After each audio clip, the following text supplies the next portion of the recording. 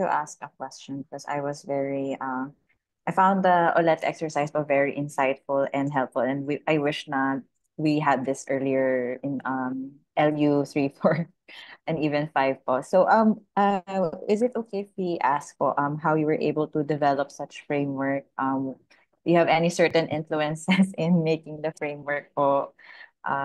Yes po. Okay. I thought you're going to ask question on the case. Okay. Okay. Anyway, okay. I developed it out of my arising from my practice of medicine after graduation from the UP College of Medicine and also from the residency program in the Philippine General Hospital. I try to rationalize, and I try to analyze why are we doing this? Why are we doing this? No? Okay. So I came out with that framework also because of the motivate of the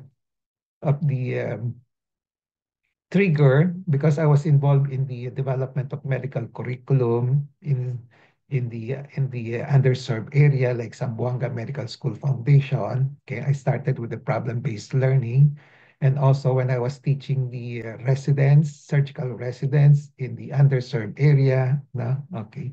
So I tried to develop a framework that will be easy to understand. Now that's why I included the cost and availability.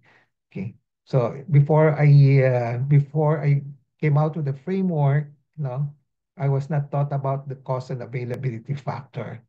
So when I go out to the provinces, when I spent my rural service for 6 months in Jumalik Island after graduation, I saw the need to invoke all those because in PGAs after internship, ito lang ginagawa ninyo, ito yung dapat gawin natin, no? But faced with the limited resources, you really have to adjust, no? So I decided to input also the cost and availability factors, okay? So that's it. So did I answer your questions?